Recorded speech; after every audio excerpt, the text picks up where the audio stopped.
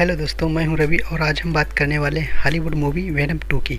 इस मूवी के शुरुआत में हमें इस मूवी के दो मुख्य किरदार कैसिडी और फ्रांसिस बरीसन को दिखाया जाता है। फ्रांसिस डरी हुई होती है। कैसिडी पूछता है डॉक्टर्स ने क्या कहा, तो फ्रांसिस बोलती है उसके म्यूटेशन तेजी से बढ़ रहे हैं और वो एक पावरफुल म्यूटेंट बनती जा रही है। वो डरी हुई इसलिए होती है क्योंकि कुछ लोग उसको एक वैज्ञानिक प्रयोग के लिए ले जाने वाले होते हैं। कैसिडी उसको हिम्मत देता है और कहता है वो लोग ऐसा नहीं कर सकते, पर कुछ लोग आते हैं और फ्रांसिस को लेके चले जाते हैं। तब कैसिडी को बहुत गुस्सा आता है। वो खिड़की पर हाथ पटकने लगता है। वो लोग फ्रांसिस को एक सीक्रेट लोकेशन पर लेके जाते हैं। बीच रास्ते में फ्रांसिस अपनी सोनिक पावर की मदद से भागने की कोशिश करती है। फ्रांसिस की सोनिक बीम की वजह से वैन पलट जाती है और एक ऑफिसर को चोट लग जाती है। ऑफिसर को चोट लगने की वजह से और वो अपने बचाव के लिए फ्रांसिस पर गोली चला देता है, पर गोली फ्रांसिस की आंख में लगती है। फ्रांसिस गाड़ी के बाहर गिर जाती है। फिर फ्रांसिस को उस सीक्रेट जगह पर भेज दिया जाता है जिसका नाम होता है रावेनक्रॉफ्ट। यहाँ पर एक बुरी डॉक्टर फ्रांसिस पर प्रयोग कर रही होती है। तभी एक दिन फ्रांसिस को एक न्यूज़पेपर मिलता है जिस पर एक आर्टिकल छपा होता है। क्या कैसिडी को मौत की सजा दे देनी चाहिए, पर सबूत न होने की वजह से उसकी सजा रुकी हुई होती है। फिर एक दिन कैसिडी एडी से मिलने और उससे बात करने की मांग करता है। ये बात एडी को बताई जाती है तो एडी उससे मिलने और बात करने के लिए तैयार हो जाता है। और जब एडी कैसिडी से मिलता है तो उससे पूछता है आखिर मैं ही क्यों, तो कैसिडी बोलता है आई लाइक यू। कैसिडी अपने फैंस के लिए एक मैसेज टाइप करने को बोलता है। दरअसल वो मैसेज फ्रांसिस बरीसन के लिए होता है। फिर कैसिडी कहता है तुम मेरा इतना काम कर दो, उसके बदले में तुम जो जानकारी चाहोगे वो मैं तुम्हें दे दूंगा। जब एडी वहाँ से जा रहा होता है तभी वेनम एडी का ध्यान दीवार पर बनी हुई चीजों पर ले जाता है। ये सब देखने के बाद एडी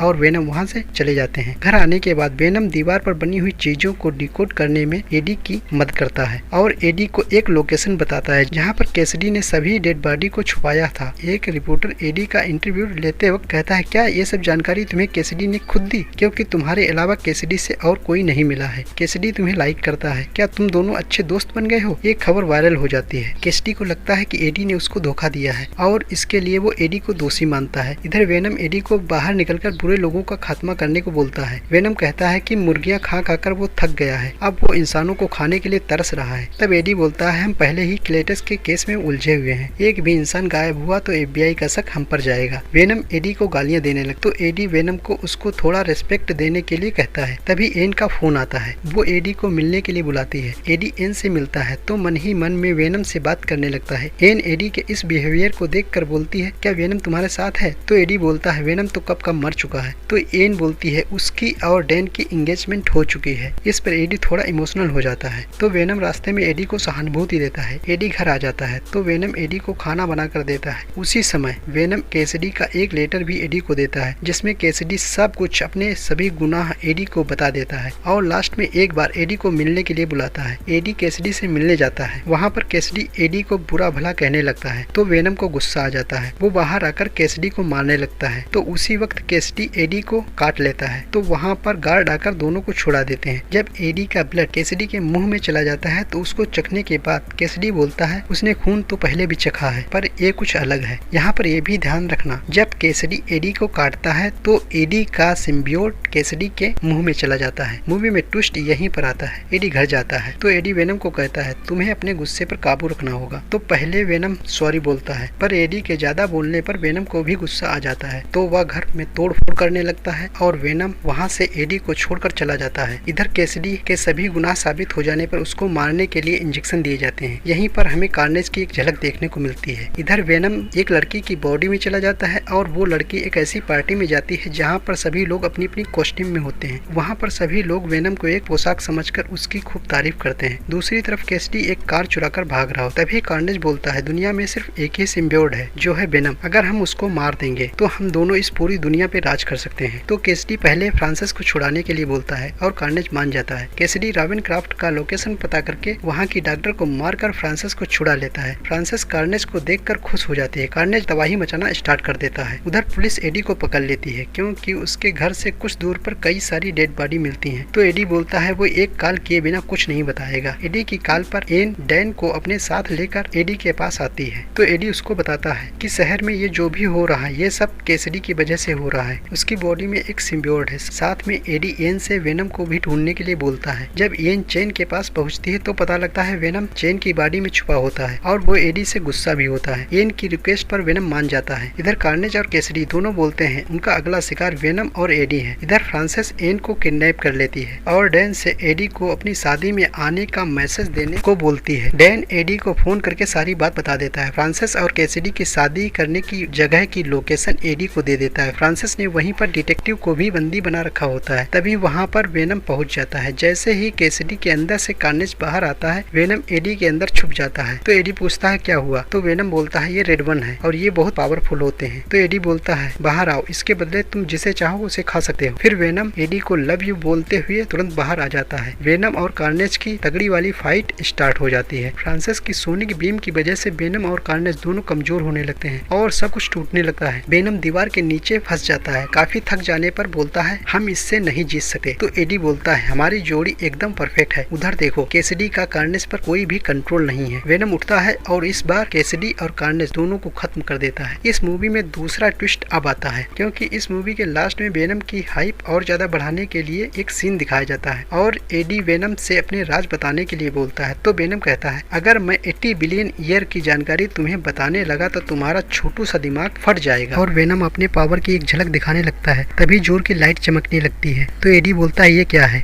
इस पर वेनम कहता है ये सब वो नहीं कर रहा है। तभी टीवी पर स्पाइडरमैन मूवी का एंकर जे जोना जेमसन दिखाई पड़ता है। इस पर हम एक अलग वीडियो में बात करेंगे, क्योंकि इस पर बात करने जाएंगे तो ये वीडियो बहुत बड़ा हो जाएगा। इस मूवी का रन टाइम है 1 घंटे 25 मिनट के आसपास का। ये मूवी आपको एकदम सीट पर बांध के रखेगी। मैं इस मूवी को 5 स्टार में से 4 स्टार दूंगा। अगर आपने मूवी देखी है तो कमेंट में बताएं ये मूवी आपको कैसी लगी। और हम मिलते हैं एक अगले वीडियो।